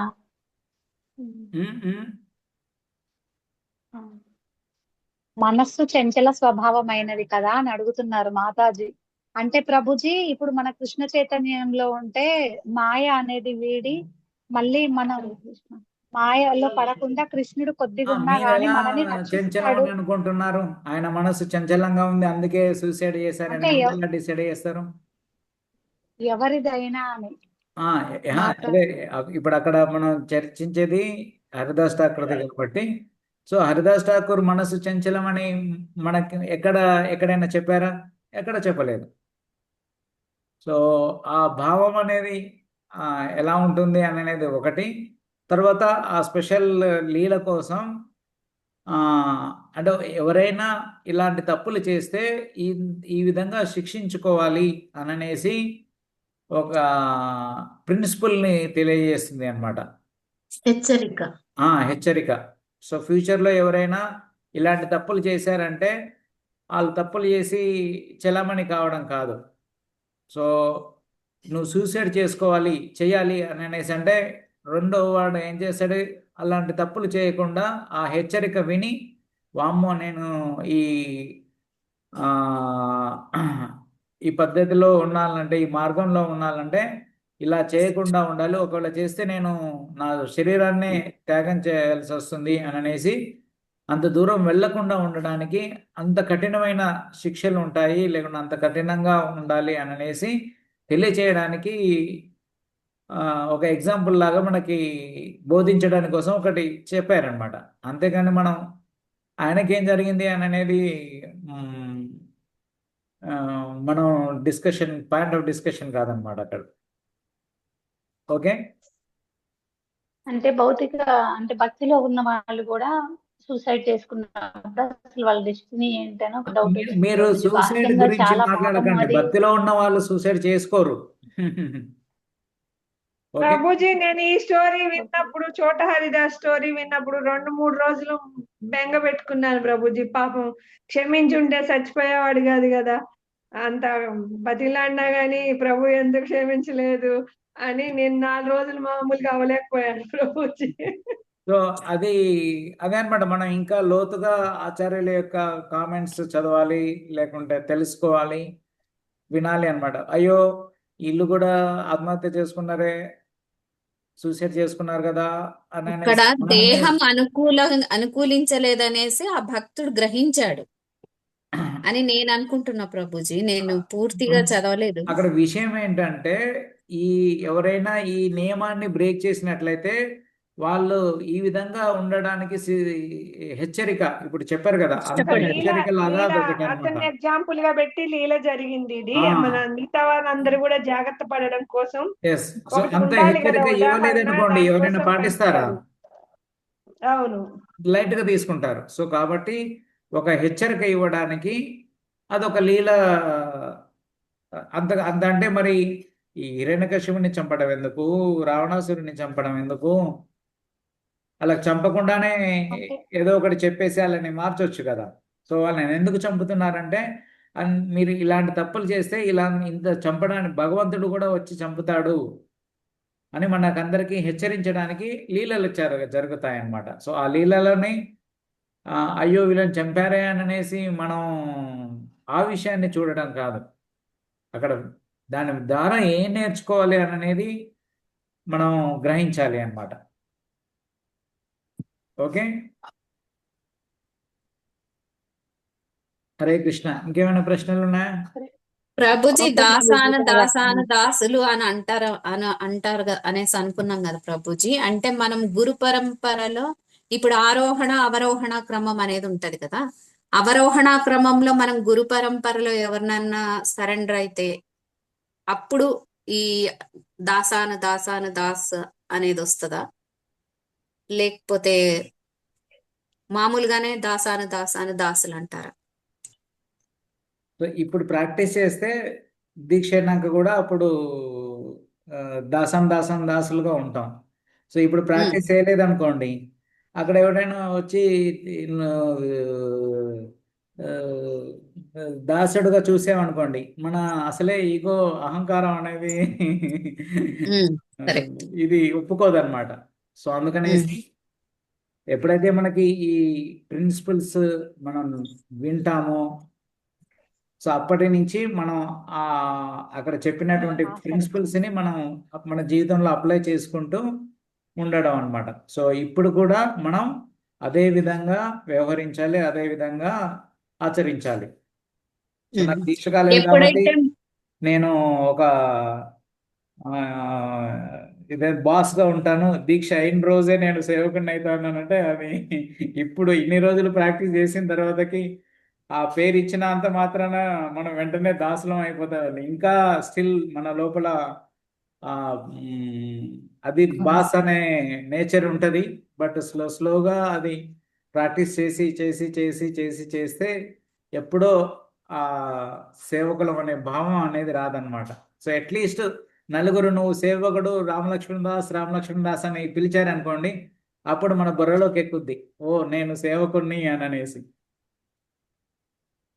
And at the same time నేను చదివినంత వరకు, నాకు అర్థం చేసుకున్నంత వరకు నాకు ఏమర్థమైందంటే ప్రభుజీ, ఎప్పుడైతే మనం దీక్ష తీసుకొని మన యొక్క దీక్షా నామం ఎప్పుడైతే మనం స్వీకరిస్తామో అప్పుడు మనకు పూర్వాచార్యుల కృప కూడా ఉంటుందంట కదా.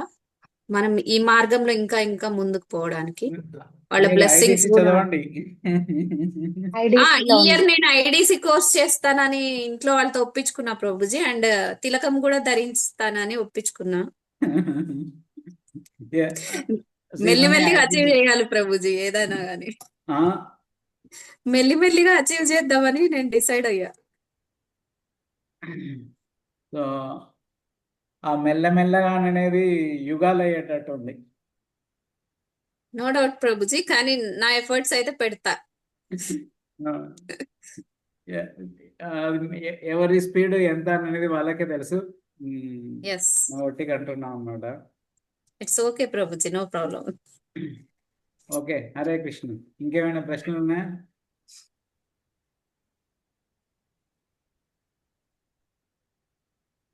వ్యాసరూప ప్రశ్నలు చెప్పలేదు ప్రభుజీ. ఆ, ఆ. వ్యాసరూప ప్రశ్నలు సెలెక్ట్ చేయలేదు.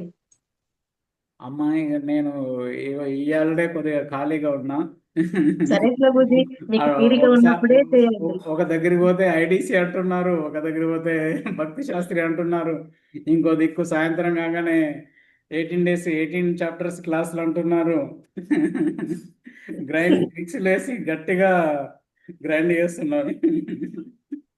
ప్రభుజీ మరి ఐడిసి కోర్స్ స్టార్ట్ అయితే చెప్పండి ప్రభుజీ, సార్ నేను జాయిన్ అవుతాను. చెప్తాను. సో అదే ప్రభుజీ నెక్స్ట్ బ్యాచ్ కి కొంతమంది భగవద్గీత ఉన్నారంట. సో ఇది నేను 1-2 రోజులలో డేట్స్ అనౌన్స్ చేస్తాను ఐడిసి గురించి. ఓకే ప్రభుజీ. భగవద్గీత క్లాస్ మళ్ళీ ఫస్ట్ నుంచి స్టార్ట్ అవుతుందా ప్రభుజీ? లేదమ్మా, ఇప్పుడు నెక్స్ట్ ఒక నిమిషం ఉండండి, ఇక్కడ ఆపేస్తే రికార్డింగ్